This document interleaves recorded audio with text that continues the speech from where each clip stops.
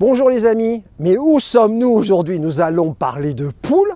Mais non, nous n'allons pas parler de poules. Nous allons parler de voitures brutales, méchantes et même quasiment inconduisibles. On est aujourd'hui accueillis chez Alternative Car à Saint-Front-d'Allems, qui est un spécialiste, un importateur de véhicules américains, notamment tout ce qui est AC Cobra, Ford Mustang et d'autres voitures qui sont brutales. Donc regardez déjà ce que l'on a avec nous.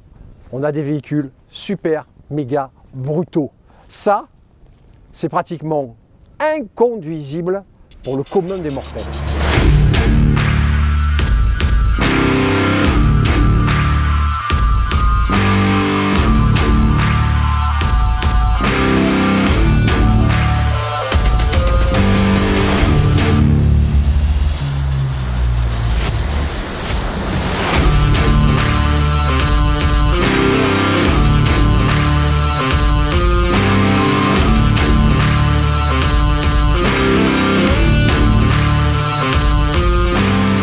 Allez, venez avec moi, je vais vous présenter le maître des lieux.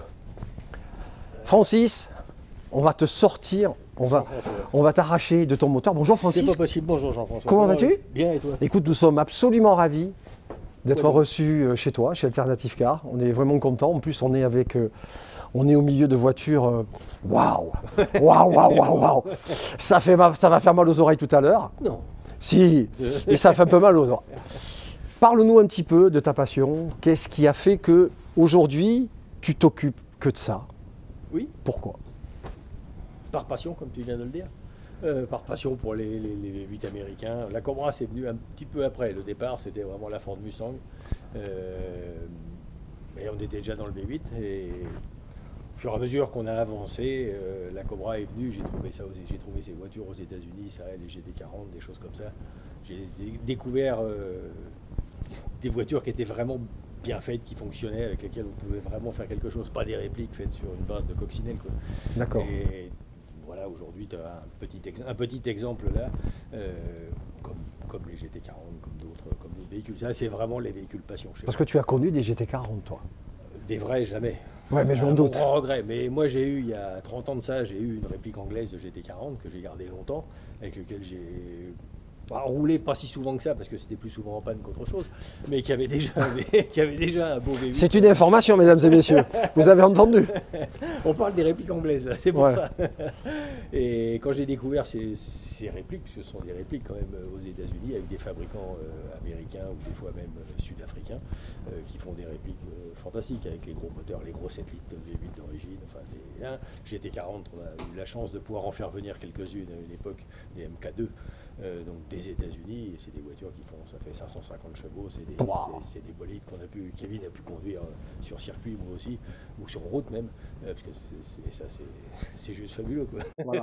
Donc Kevin, c'est son fils qui, on le verra tout à l'heure, il est encapsulé dans la voiture de NASCAR qui est juste derrière nous pour sortir. Il met un peu de temps, donc on va attendre un petit peu. Depuis combien de temps, Francis, tu es plongé dans ce monde de la passion de la voiture américaine, dans le métier que tu fais? Ça fait combien de temps? La société, on l'a ouvert en 2006, ensemble, donc ça fait une quinzaine, un peu plus de 15 ans maintenant. Et sinon, la voiture américaine, moi j'en ai eu. Ma première GT40, que je dise pas de bêtises, je l'ai eu, ça devait être en 88 ou 89. Et je l'ai gardé pendant longtemps, donc j'étais déjà un petit peu dedans. Après, j'ai eu quelques voitures américaines, mais comme ça, Chevelle, Mustang. À un moment donné, j'irai un changement de fonction, un changement de carrière, on va dire un petit peu. Je me dis, tiens, pourquoi pas? Donc, Et on a créé ça à l'époque avec un associé, on a créé Alternative Car, et on a commencé à faire. On faisait des Ford Mustang essentiellement, et la Jeep Willys, la Jeep militaire. donc tu es quelque part quelqu'un qui a envie d'acheter une voiture américaine aujourd'hui peut venir te voir. Tu es un facilitateur, c'est-à-dire que tu t'occupes des papiers. Oui. Hein, tu t'occupes Oui, des papiers, de l'immatriculation. Quand on fait de la recherche ou de l'importation, de toute façon, on vend des véhicules clés en main. C'est-à-dire qu'ils sont entièrement revus, révisés, parce que bon, quand elles arrivent, il ne faut pas rêver, il y a quand même pas mal de jobs dessus à faire. Et puis après, on s'occupe bien sûr de les immatriculer. Très bien. Ça, c'est très bien. C'est plus pratique. Oui, tout à fait. Donc, on est là avec Francis parce que Francis nous a proposé de faire l'essai d'un super mythe automobile mondial. On vous fera la surprise tout à l'heure. Donc on va un petit peu parler de l'historique d'AC Cobra avec Francis qui va un petit peu m'aider. Donc AC Cobra, c'est l'aventure d'un homme qui s'appelle Carroll Shelby, qui est un préparateur aux États-Unis, qui est un fou de voiture, qui était un pilote qui a gagné au Mans d'ailleurs en 1959.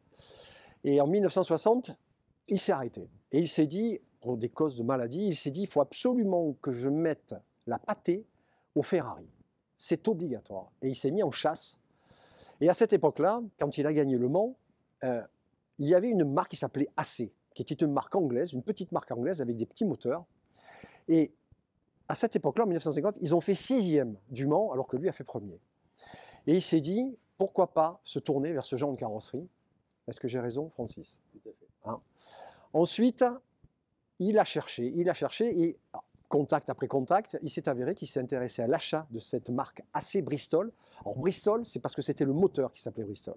Donc AC était la marque de la carrosserie. Et donc il a discuté en même temps, dans les années 62, avec Ford pour récupérer le V8 de la Fairlane, pour le monter sur la première AC Cobra de l'ère Shelby. On est d'accord? Oui, vas-y. Presque. Ça, en fait, c'était une AC 289. Le Cobra est arrivé avec la 427. D'accord. Juste après. D'accord. Juste après. Là, c'était vraiment l'AC à base AC Bristol, comme tu l'as tout à fait dit. Et c'est devenu AC 289 lorsqu'il a monté, juste après le premier moteur, lorsqu'il a monté le moteur qu'on connaît sur toutes les Mustangs de cette génération-là, c'est-à-dire le 289 cubic inch. D'où AC 289. Voilà. Désolé. Voyez, voilà. Moi, je suis juste un candide. Là, j'ai un passionné qui m'a bien dit ce qu'il fallait dire. Voilà. Donc, on va avoir, je vous le dis de suite, on va avoir énormément de chance d'essayer le véhicule que l'on va essayer parce qu'il y a très peu de vidéos dessus. On les découvre très peu parce que d'abord, de toute façon, en vrai, il y en a 6 au monde. Et c'est pour donner une information, la carrosserie a été faite par Edelbrock. Donc, il y a peut-être des gens qui savent peut-être ce que c'est. Donc, celle que l'on va essayer, bien sûr, n'est pas une vraie. Hein, parce que d'abord, ça coûte une blinde et puis de toute façon, on ne la ferait pas rouler, ça c'est certain. Dire autre chose aussi, c'est que les Cobra sont la marque, du moins les voitures les plus répliquées au monde. Tout à fait. Hein, il y a je ne sais combien de carrossiers qui refont ces AC Cobra. Oui, on est sur les répliques, la plupart des répliques sont des carrosseries en fibre. Donc c'était relativement, contrairement aux originales qui sont en aluminium, donc c'était relativement facile de mouler entre guillemets et puis de faire quelque chose qui ressemble plus ou moins à une Cobra, sachant qu'il y a énormément, comme tu l'as si justement dit, de répliques. Il y a beaucoup de mauvaises répliques et très peu de bonnes répliques. Ben voilà, donc petite question, quelqu'un qui veut s'acheter une réplique, il faut de combien à combien? Tu as un panel de prix? Aujourd'hui, pour une bonne réplique avec le bon moteur, globalement, on est sur des fourchettes de prix entre 110 et 120 000 euros. D'accord, avec un 429? 427. Un 427? 427 ou 428. D'accord. Mais là, c'est le gros 7 litres. Globalement, comme les formes qu'on peut voir ici, qui sont vraiment les formes de la voiture d'origine. Il y a beaucoup de répliques où les formes s'approchent. Quand on la regarde de loin, oui, ouais. C'est vrai. Par contre, dès qu'on regarde un petit peu plus près, Regardez-moi ça, les enfants.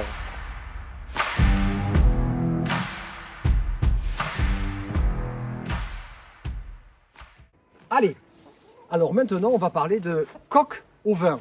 Ah, je plaisante. On va aller vers, mes chers amis, ça.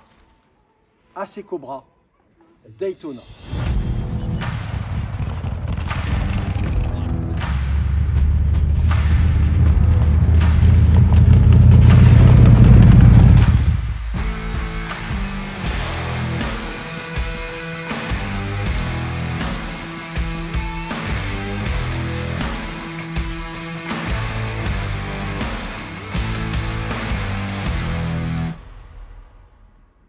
Il y en a eu de fabriquées 6 au monde. Elles ont été spécialement fabriquées pour les courses automobiles pour battre les Ferrari 250 GTO.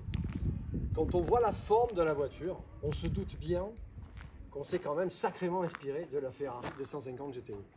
Alors bien sûr, c'est l'œuvre de Shelby, bien sûr. Hein. Ça, ce sont des modèles à partir, Francis. La Bible. La réflexion de faire une voiture est née en automne 63.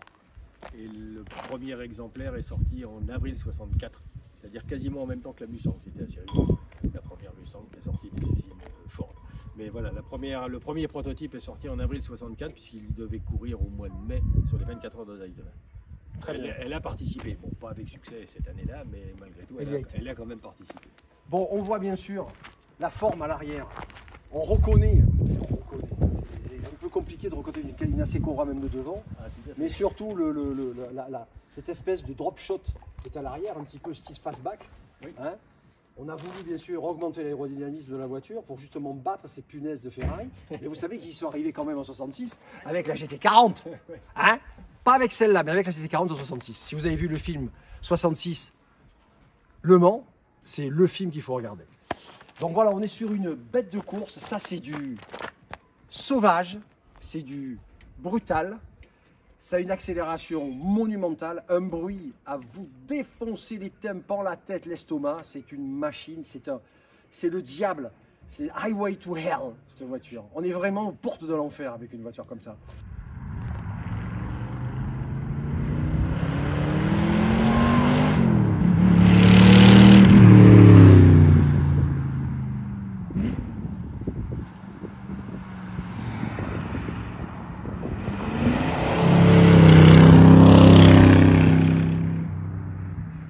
Alors, à l'intérieur, bien sûr, on est aussi radical. Hein, d'ailleurs, je vais vous faire voir.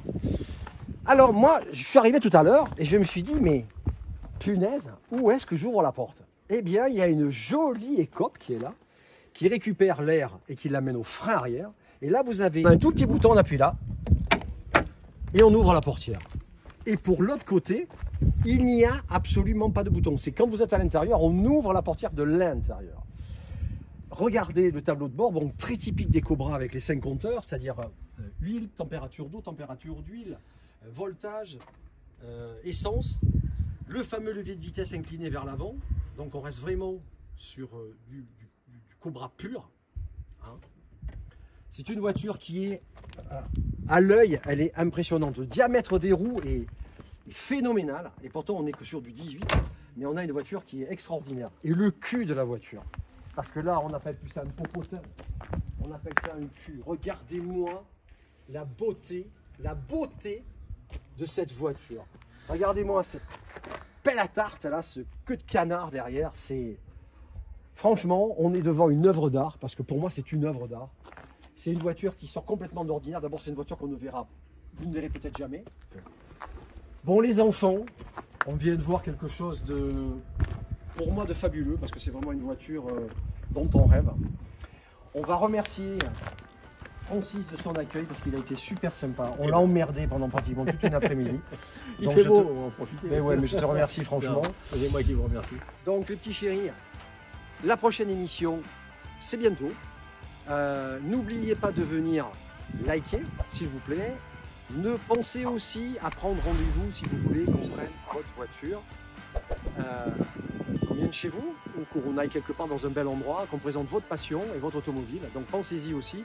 On vous mettra l'adresse en sous-titre. Hein. Donc je vous fais plein de bisous. Je vous remercie énormément de nous avoir regardés et de nous avoir écoutés. On vous aime et à la prochaine mes chéris.